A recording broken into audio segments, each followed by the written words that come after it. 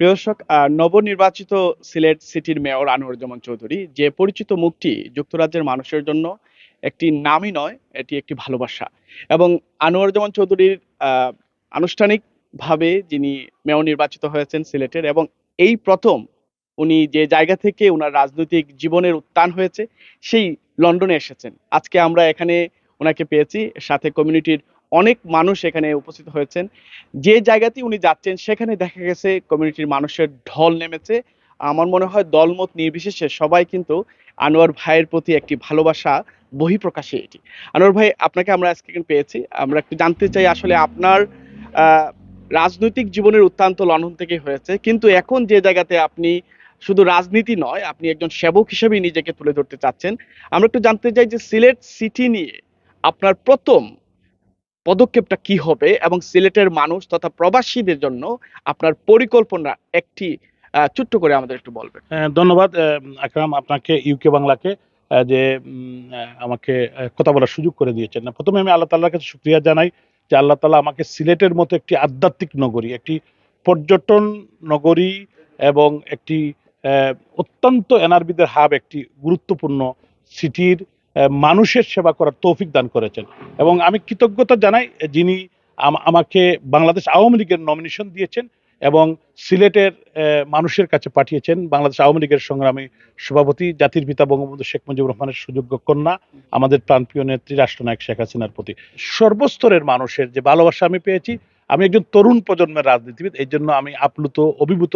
এবং আরেকটি বিষয় হলো, আমি কিন্তু অল্প বয়সেই কিন্তু ইন্টারমিডিয়েট দিয়েই কিন্তু লন্ডনে চলে এসেছিলাম। এখানে এসে সেখানে রাজনীতি শুরু, এখান থেকে আবার বেড়ে ওঠা।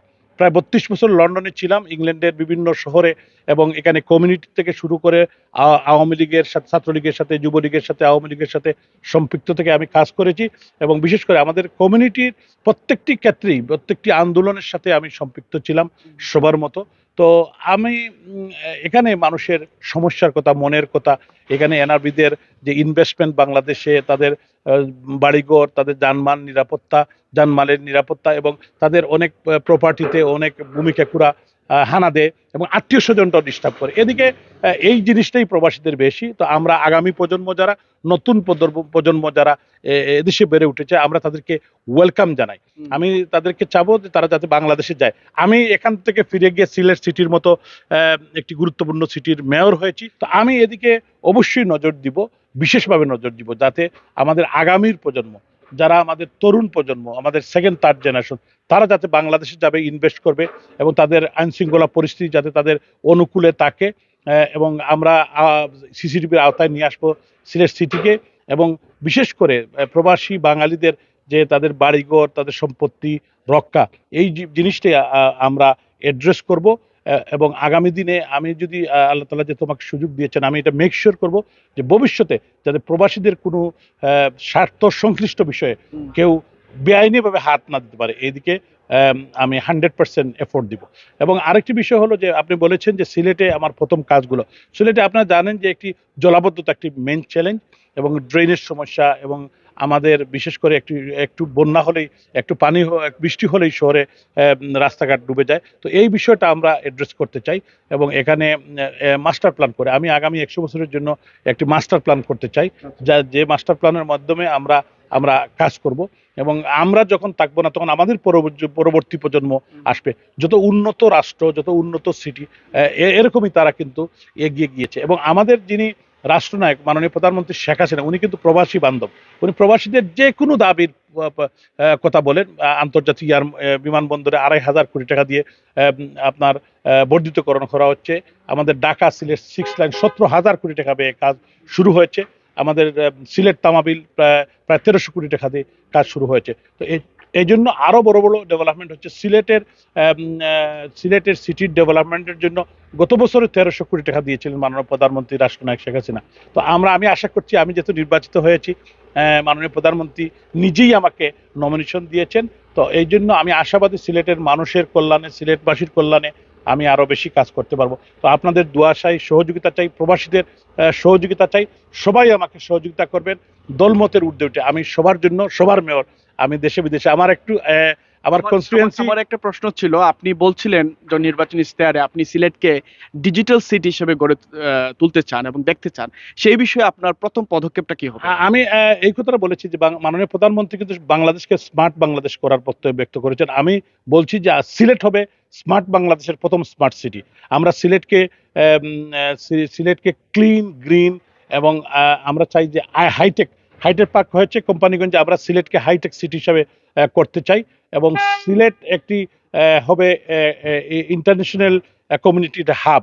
কারণ হলো সিলেটে আমাদের ইন্টারন্যাশনাল এয়ারপোর্ট আছে, আমাদের ইন্টারন্যাশনাল ক্রিকেট গ্রাউন্ড আছে দুইটা, এবং ইন্টারন্যাশনাল ফোকাসও সিলেটের বেশি, এবং সিলেট একটি আধ্যাত্মিক নগরীও বটে। তাই আমার স্বপ্ন, আমি যে স্বপ্ন মানুষকে দেখিয়েছি, যে প্রতিশ্রুতি, যে ওয়াদা দিয়েছি, আমার স্বপ্ন হলো যে আগামী 5 বছর পরে মাননীয় প্রধানমন্ত্রীর কাছে যখন যাব, তাহলে মাননীয় প্রধানমন্ত্রী যাতে বলেন যে তোমরা সিলেট সিটি ঘুরে আসো, সিলেট সিটি দেখে আসো, রাজশাহী কে টপকাতে চাই। তো এই জন্য আমি মনে করি যে ইজ ভেরি চ্যালেঞ্জিং আমার জন্য এবং সিলেটবাসীর জন্য এটা, এবং প্রবাসীরা তো এক্সট্রা আমার জন্য একটি বিশেষ সাপোর্ট।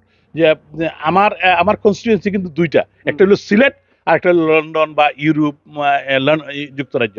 তো আমি আশাবাদী যে আপনারা সবাই যেভাবে আমার অতিথি সাপোর্ট করেছেন, সহযোগিতা করেছেন, আগামী দিনও আপনারা করবেন এবং ইনশাল্লাহ আমি চাই, এখন আর বেশি কথা বলতে চাই না, আমি কিছু কাজ করে আমি দেখাতে চাই। আপনি বলছিলেন শিক্ষা খাতে আপনি একটা ইউনিভার্সিটি বা বিশ্ববিদ্যালয়ের কথা চিন্তা করতেন, সেটা আসলে কি? বাংলাদেশের অনেক জায়গায় অনেক ধরনের প্রতিষ্ঠান আছে, আপনার কাছে সেটা কি হতে পারে? আমরা সিলেটে আমাদের ইঞ্জিনিয়ারিং কলেজ আছে, আমরা চাই এটাকে ইঞ্জিনিয়ারিং একটা ভালো ইনস্টিটিউট আমরা করতে চাই, যেটা ইউনিভার্সিটি লেভেল।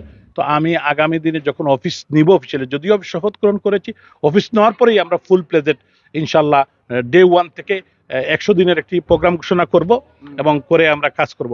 এবং আমার বিশ্বাস যে আমরা 80 to 90% যে কথা বলেছি সেই কাজগুলো আমরা করতে পারবো বলে। আনোয়ার ভাই, আপনি তো একটা দল থেকে মনোনীত হয়েছেন এবং একটা দলের প্রার্থী হয়ে আপনি জয়লাভ করেছেন। এখানে অন্যান্য অনেক দল আছে এবং দলমত নির্বিশেষে একজন মেয়র হিসেবে আপনি অন্যান্য দলের মানুষকে একইভাবে আপনি তাদেরকে সুযোগ দিবেন কিনা? আমি একটা কথা আমি অতীতেও বলেছি, আমি আওয়ামী লীগের, আমি তৃণমূলের, আমাকে আজ পর্যন্ত যারা চিনেন আওয়ামী লীগের আনোয়ার হিসেবে চিনেন। তো আমি ছাত্রলীগ করেছি, যুবলীগ করেছি, এখন আওয়ামী লীগের যুগ্ম সাধারণ সম্পাদক ইউকে আওয়ামী লীগের। তো আমি আপাদমস্তক একজন রাজনৈতিক কর্মী, আমি বঙ্গবন্ধুর আদর্শ মাননীয় প্রধানমন্ত্রী রাষ্ট্রনায়ক শেখ হাসিনার একজন নগণ্য কর্মী। তো আমি এই বিষয়ে দলের প্রশ্নে আমি কারোর সাথে কোনো আপোষ করব না, আমার দলের কমিটমেন্টের বলে, দেশের প্রশ্নে, পতাকার প্রশ্নে।